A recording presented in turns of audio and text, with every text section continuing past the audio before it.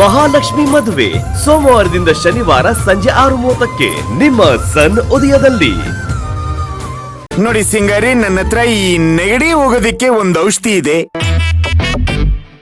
ನಿಮಗ್ ನೆಗಡಿ ನಿಲ್ಬೇಕು ಅಂದ್ರೆ ನಾನ್ ಕೊಡೋ ಔಷಧಿ ತಗೋಬೇಕು. ತಗೊಳ್ತೀರಾ? ಅದೇನ್ ಬೇಗ ಕೊಡಿ ಚಿಕ್ಕ ಯಜಮಾನ್ರೆ, ತುಂಬಾ ತಲೆ ಸಿಡಿತಾ ಇದೆ, ನನ್ ಕೈಲಿ ಆಗ್ತಿಲ್ಲ.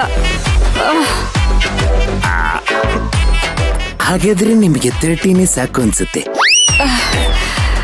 ತಗೊಳ್ಳಿ. ಏನ್ರಿ ಗೊತ್ತಿಲ್ವಾ? ಸರ್ವ ರೋಗಕ್ಕೂ ಸಾರಾಯೇ ಮದ್ದು ಅಂತ. ಒಂದೇ ಒಂದ್ ಪೆಗ್ಗು ಬಿಟ್ಕೊಳ್ಳಿ, ಶೀತ ಎಲ್ಲ ಶಿಮ್ಲಾ ದಾಟ್ ಹೋಗ್ಬಿಡುತ್ತೆ. ನೀವ್ ಹೀಗೆಲ್ಲ ಮಾಡಿದ್ರೆ ನಾನು ಈಗ್ಲೇ ಇಲ್ಲಿಂದ ಎದ್ದು ಹೋಗ್ಬಿಡ್ತೀನಿ. ರೀ, ಬೇಡ ಅಂದ್ರೆ ಬೇಡ ಅನ್ರಿ, ಹೋಗ ಮಾತ್ ಯಾಕ್ರಿ? Bless you, bless you, bless you. ನಿಧಾನ ನಿಧಾನ.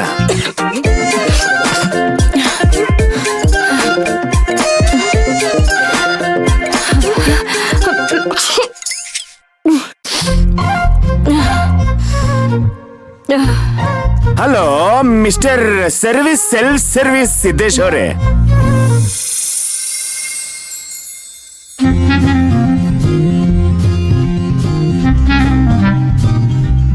ಬಂಗಾರಿ, ಸ್ವಲ್ಪ ಹೊತ್ತು ಈ ಬಿಸಿನೀರ್ ಶಾಖ ತಗೊಳ್ಳಿ, ರಿಲ್ಯಾಕ್ಸ್ ಆಗ್ತೀರಾ. ಆಮೇಲೆ ರೆಸ್ಟ್ ಮಾಡಿ, ಸರಿನಾ? ತಗೊಳ್ಳಿ.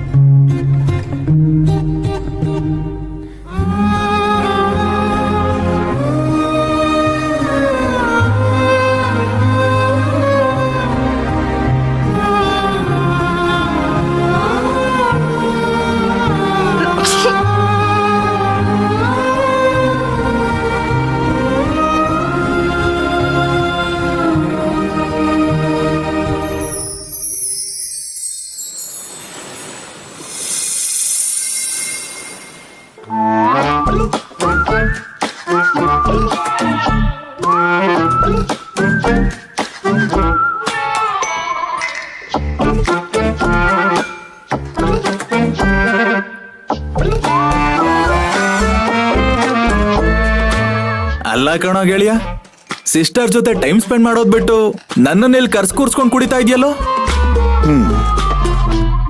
ನೋಡಪ್ಪ, ಅವ್ರಿಗೆ ಶೀತದಿಂದ ಸ್ಟೀಮ್ ತಗೊಂತಿದ್ದಾರೆ. ನಾನು ಅಲ್ಲೇ ಇದ್ರೆ ಅವ್ರಿಗೆ ಮುಜುಗರ ಆಗತ್ತೆ ಅಂತ ಇಲ್ಲಿಗೆ ಬಂದೆ. ಏನ್ ಪ್ರಾಬ್ಲಮ್ಮು? ಲೋ ಮಗ, ಗಂಡ ಜೊತೆಲಿದ್ರೆ ಯಾವ ಹೆಂಡಿಗೆ ಮುಜುಗರ ಆಗತ್ತೆ ಹೇಳು?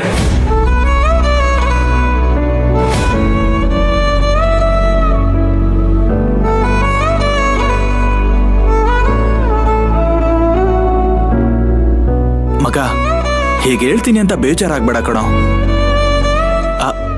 ಜೀವನದಲ್ಲಿ ಮದುವೆ ಅನ್ನೋದು ಒಂದು ಪ್ರಮುಖವಾದ ಹಂತ ಕಣೋ.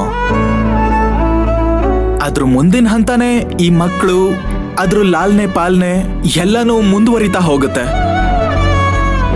ಇವಾಗ ನೀನು ಮಯೂರಿನ್ ಮದ್ವೆ ಆಗಿದ್ಯಾ, ಅವಳ ಜೊತೆ ಸುಖವಾಗಿ ಸಂಸಾರ ಮಾಡ್ಬೇಕು. ಅಲ್ಲ, ಮನೆಗೊಬ್ಬ ವಂಶೋದ್ಧಾರಕನ್ ಕೊಡ್ಬೇಕು ಅನ್ನೋ ಆಸೆ ನಿನ್ಗಿಲ್ವೇನೋ?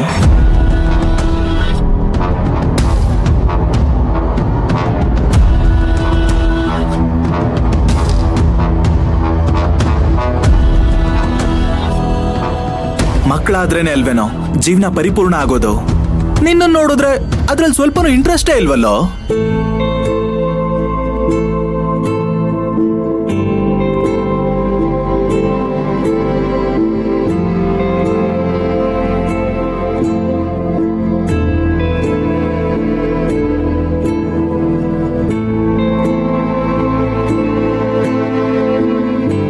ನಾವಿಬ್ರು ಗಂಡ ಹೆಂಡ್ತಿನೇ ಅಲ್ಲ ಅಂದ್ಮೇಲೆ ಇದ್ರ ಬಗ್ಗೆ ಯಾಕಪ್ಪ ಯೋಚನೆ ಮಾಡಬೇಕು?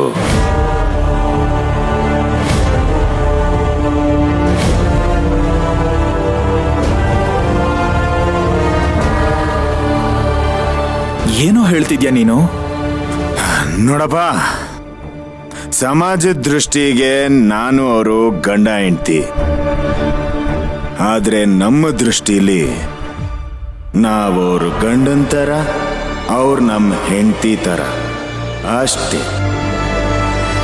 ನಾನ್ ಮಾಡಿರೋ ತಪ್ಪಿಗೆ ಬಂಗಾರಿಗೆ ನೋವಾಗಿದೆ ಅಂತ ನನಗೆ ಗೊತ್ತು.